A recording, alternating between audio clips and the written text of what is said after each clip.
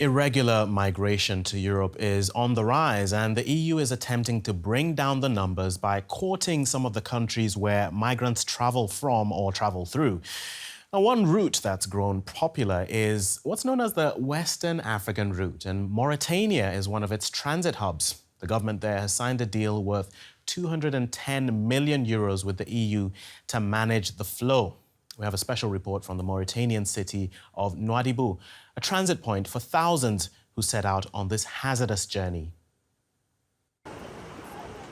Lala grew up in Senegal and in Mauritania, where she has long dreamed of a better life.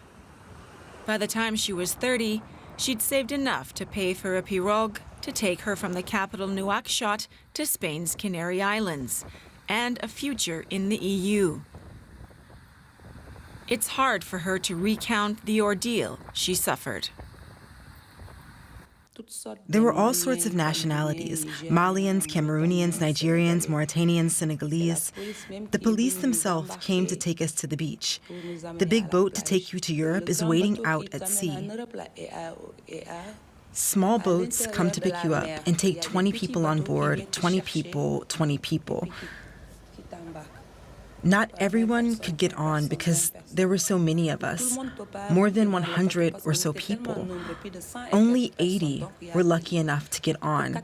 I've seen people who almost went mad. Sometimes people fought with each other, but the captains have big knives. They threaten you and tell you to shut up or they'll throw you on the beach. And they're not kidding.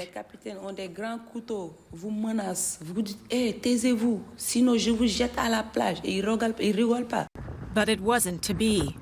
After 4 days at sea, drifting without fuel, they ended up on a beach in northern Mauritania. The foreign nationals will be deported, but Lala, as a Mauritanian, was simply released. I haven't been able to sleep since I got back. When I sleep, I feel like I'm still in the boat that was rocking in the sea. Ali knows all too well. He's a fisherman who has seen the hopeful and the desperate taking their leave by night. 50 migrants, he says, cramming themselves into a fishing boat designed for a crew of 6. And the sea knows little mercy. Look, someone sent me this photo of a dead person. These are corpses. Look, there's a little baby here. It's such a powerful image.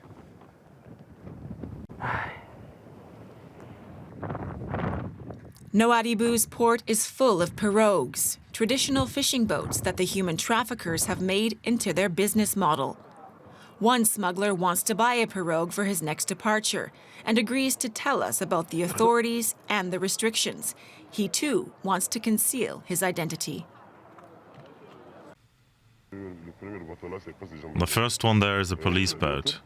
The second is the Coast Guard. It's hard to get out of here illegally. Look at that pirogue there from Papa Fall. That's a big pirogue. You can put a lot of people in it, you saw it. For this kind of pirogue, there are controls to see if they're going fishing or for something else.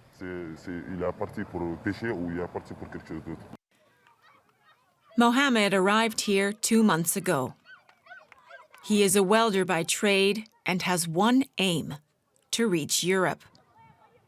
As a day laborer, he earns the equivalent of 10 euros a day, which he spends on food, water, and somewhere to live. You've seen the people here. We're looking for work. It's not easy. Morning and night, we come and work. We don't earn. I've been here 2 months. I work anywhere. For Lala, too, despite everything she has suffered and the huge sums of money she has spent, she is still determined. She tells us that however horrible her memories are of being at sea, she would do it all again to get to Europe, where she hopes to earn a living. In this city of 140,000 inhabitants, more than 30,000 are like Lala and Mohammed, waiting to leave. But many find themselves trapped for months, even years, saving what little they earn to be able to afford a boat to Europe. Let's speak now to Hassan Ould Mukhtar, researcher and consultant and the author of the forthcoming book, After Border Externalization, Migration, Race and Labour in Mauritania. Hassan, it's good to have you on the program. Welcome to DW News Africa. Now, North African countries have been the main exit point for migrants going to Europe. So give us some context as to why or how West African countries like Mauritania have become major hubs as well. Well, thanks for inviting me to be here. And I guess the context goes back to 2006 when, for Mauritania at least, departures increased quite significantly from the West African coasts to the Canary Islands.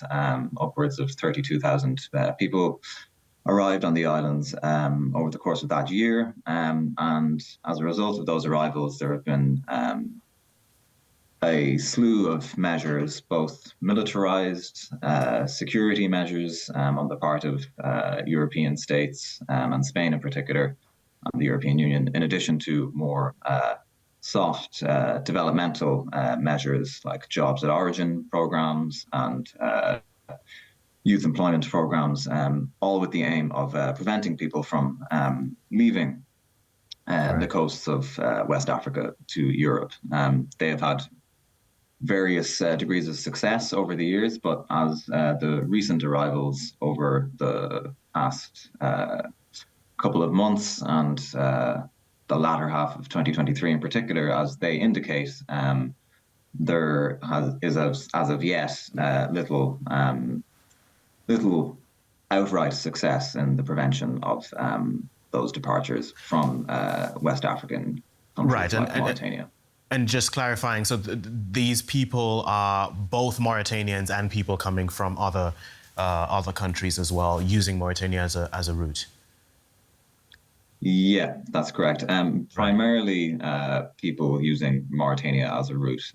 And so you're saying that this deal between the EU and Mauritania will not achieve its aim? Yes, in the immediate term, I think it might succeed in preventing departures, maritime departures, so from the coast of Mauritania to the Canary Islands.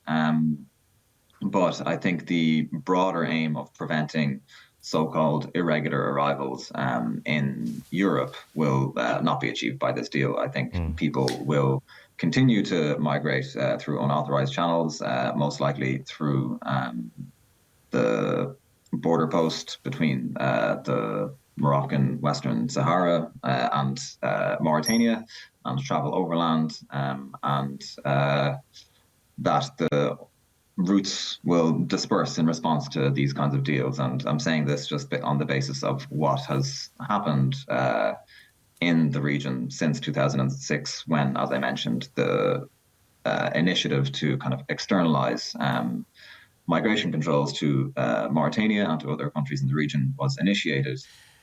And Hassan, if the EU were to still pursue this this plan, as it were, to cut down migration numbers, is there a better way it can collaborate with countries like Mauritania at achieving this? Yeah, I think so. I think the first is vastly increasing the scope for legal migration into European territory. This is something that is promised within the deal. There is one aspect of it that calls for a increase in, I think, both student visas for Mauritanian nationals, in addition to, I think, circular migration schemes. But given that, as we said earlier, it's primarily not Mauritanian nationals who are trying to get from Mauritania to Europe. I'm not convinced as to how effective that particular measure will be, because it's essentially promising a certain and very limited, it must be said, degree of mobility for Mauritanian nationals to Europe in exchange for non-Mauritanian migrants who happen to be in Mauritania being policed and kept where they are. So I think vastly increasing the scope for legal migration and, of course, the scope for applying for asylum, for international protection across the EU, not just in Spain, would reduce the number of people migrating through illegal channels. It's been long argued in migration studies scholarship that a restriction in visas and avenues to migrate legally increases, as I said, the costs, financial and human costs of the journeys to Europe rather than stopping them.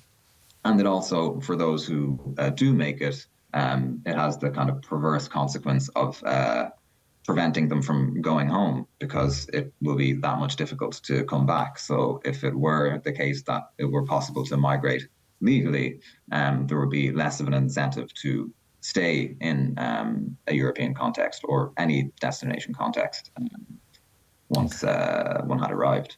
All right. Hassan Ould Mukhtar, we'll have to leave it there for now, but thank you very much for your insights.